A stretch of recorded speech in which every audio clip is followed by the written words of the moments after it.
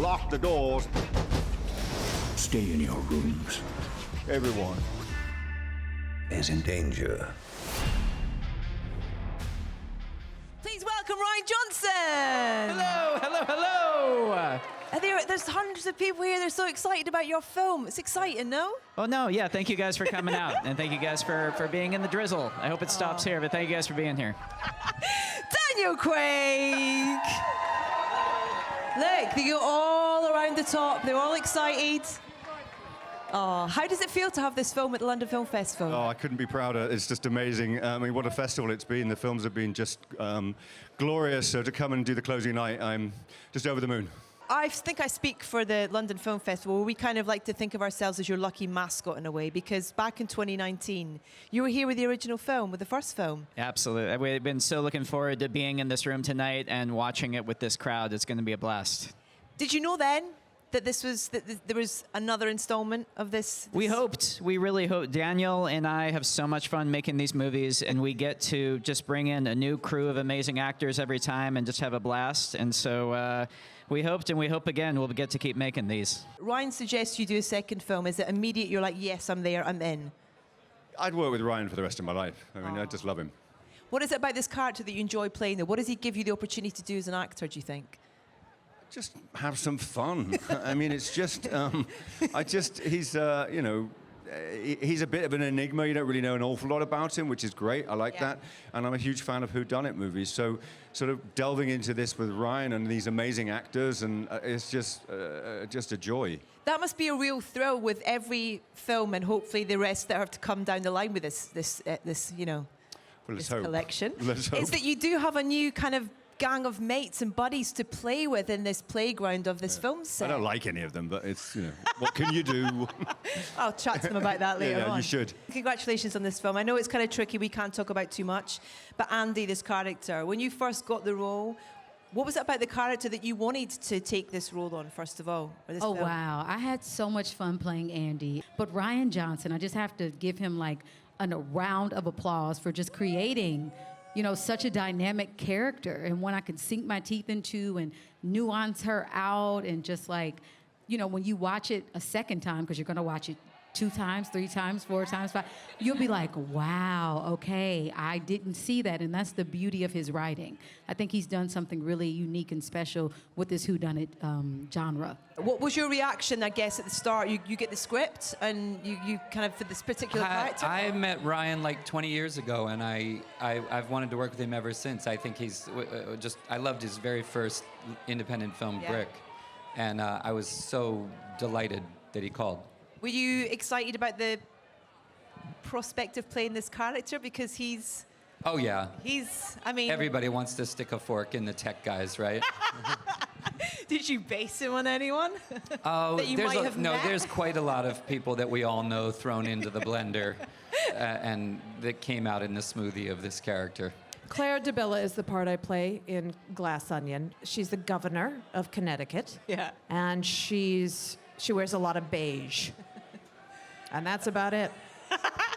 All I ever wanted as an actor was to be a part of great ensembles. I thought they would be on stage, you know, but this is like just the best surprise that I could have asked for. To get to make movies with this caliber of talent is as good as it gets, really.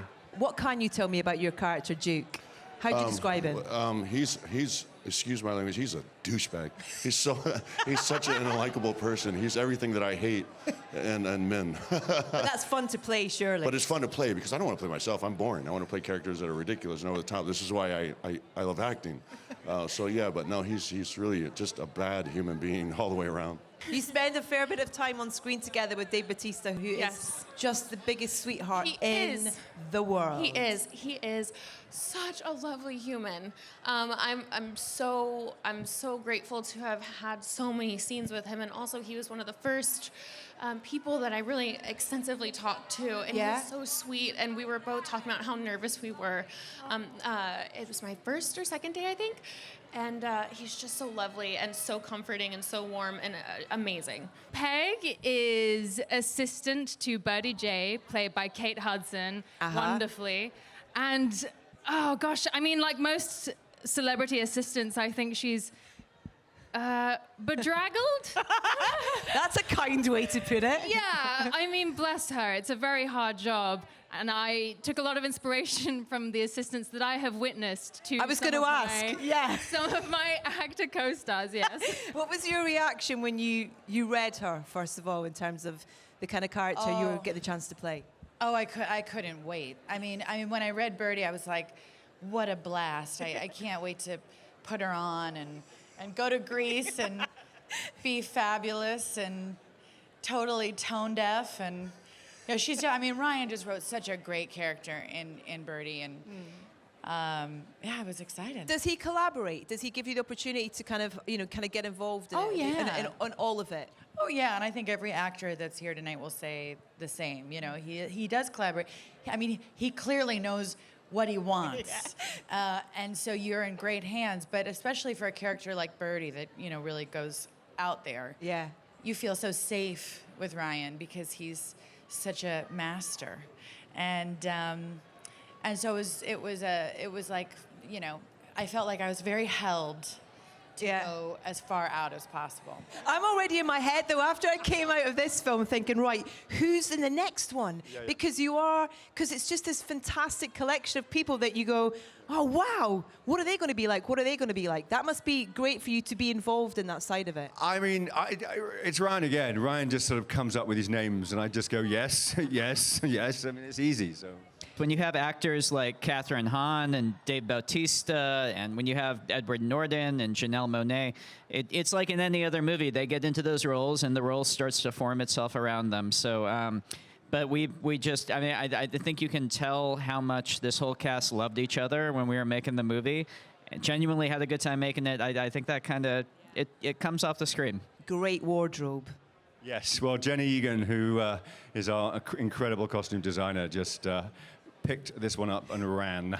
Great two-piece in particular people need to look out for, the blue and white stripes. Loving that. Beautiful. On the beaches next year, Saint-Tropez, you watch out. How would you like my little speedo? Yeah, I was going to talk about the costumes. Did you have much to do with that? No.